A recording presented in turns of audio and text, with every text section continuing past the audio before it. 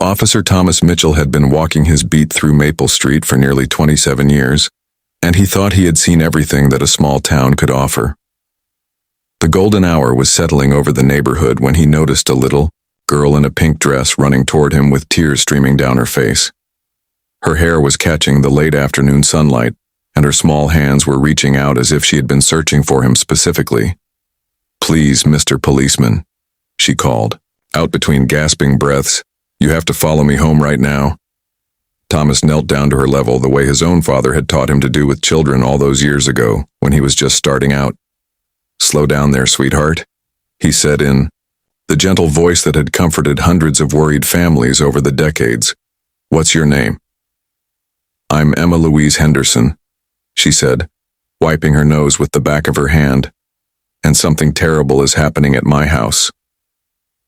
The urgency in her voice reminded Thomas of his own granddaughter, Sarah, who was about the same age and lived 3 states away. He had learned long ago that when children came to him with problems, they were usually more serious than adults might assume. "What kind of terrible thing, Emma Louise?" he asked while mentally preparing for what might await them. "My mama is crying and she won't stop," Emma said. "And there's this man there who keeps saying mean things about Daddy." Thomas felt that familiar weight in his chest that came with difficult situations involving families. He had handled domestic disputes before and they were never easy, especially when children were involved. "All right, Emma Louise," he said, standing up and offering her his hand. "Show me where you live and we'll figure this out together." They walked down 3 blocks while Emma chattered nervously about her cat Whiskers and her favorite doll, and how she hoped the man would be gone by the time they got home. Thomas listened with the patience that comes from years of understanding that sometimes people need to talk through their fears. They approached a small yellow house with white shutters. Thomas could hear raised voices coming from inside. The front porch had flower boxes that someone had tended with care, and there was a child's bicycle leaning against the steps. "That's my house," Emma said, pointing with a small finger. "The man's car is still there." Thomas recognized the signs of a family in crisis, and he prepared himself for what he might need to handle. But as they got closer to the front door, he could hear something that surprised him. The voices weren't angry or threatening. They were emotional in a completely different way. Through the open window, Thomas could hear a woman sobbing, but they were not tears of fear or anger. They were tears of overwhelming joy. "Please come in," Emma said, tugging on his uniform sleeve. "Mama needs help." Thomas knocked gently on the front door and called out, "Ma'am, this is Officer Mitchell. Your daughter asked me to come by." The door opened and Thomas found himself looking at a woman in her 30s, with tears of pure happiness streaming down her face. Behind her stood a man in military fatigues holding a small American flag, and Thomas immediately understood what was happening. "I'm sorry, officer," the woman said. "I'm Margaret Henderson, and this is my husband, David." The man stepped forward and Thomas could see the exhaustion and emotion in his eyes. "I just got back from overseas," David said. "I wanted to surprise my family, but I think I scared Emma when she saw her mother crying."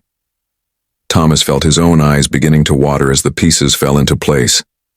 Emma had seen her father for the first time in over a year, but she hadn't recognized him right away.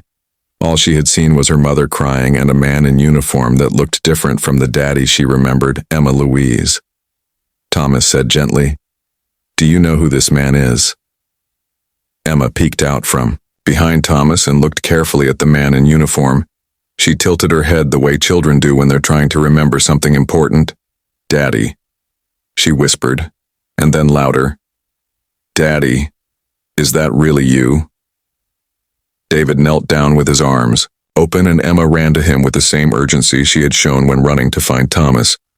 "I got so big, Daddy," she said into his shoulder, "and Mama cried every night because she missed you."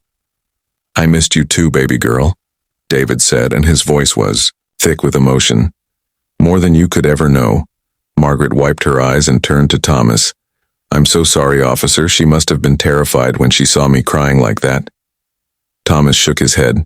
"There's nothing to apologize for, ma'am. I've Seen a lot of situations in my years on the force, and this is the kind of call I live for. He looked around the small living room with its family photos and children's drawings on the refrigerator. There were yellow ribbons tied around the picture, frames and a calendar on the wall with days marked off in red ink. This was a family that had been counting every single day until this moment. "How long were you deployed?" Thomas asked David. 14 months. David replied, still holding Emma close. "The longest 14 months of my life." Thomas nodded, understanding the sacrifice that military families make every single day. He had served briefly himself many years ago, and he remembered the weight of missing important moments. Emma Louise. He said, "You did exactly the right thing coming to find me when you thought your mama was in trouble." Emma looked up from her father's shoulder with pride in her eyes. "Mama taught me to find a policeman if there was ever an emergency," she said. "Your mama is a smart woman," Thomas replied. "And you are a brave little girl." Margaret invited Thomas to sit down, and she made coffee while David and Emma sat on the couch together. Emma was showing her father all the drawings she had made while he was gone and telling him about every day of school he had missed. Thomas watched this reunion and thought about all the families he had seen over the years. Some were broken apart by circumstances beyond their control. Others were torn apart by poor choices and anger, but this family had been separated by service and sacrifice, and now they were whole again. "Officer Mitchell," Margaret said as she handed him a cup of coffee. "I don't know how to thank you for bringing her home safely." "Ma'am," Thomas replied, "your daughter brought me home to you." He sipped his coffee and watched as David helped Emma with a puzzle she had been working on. The late afternoon sun was streaming through the windows, casting everything in warm golden light. "You know," Thomas said, "in all my years as a police officer, I've learned that kindness is the most powerful force in the world." Margaret sat down across from him. "What do you mean?" "Well," Thomas continued, "your daughter saw what she thought was trouble, and instead of hiding or being afraid, she ran to get help." He paused to watch Emma giggling as David tickled her. "That takes courage, but more than that, it takes a heart that's been taught to care about other people." David looked up from the puzzle. "Emma has always been like that. Even as a baby, she would cry when other children were upset." "That's because you've raised her to understand that we take care of each other," Thomas said, "and that's becoming rarer these days."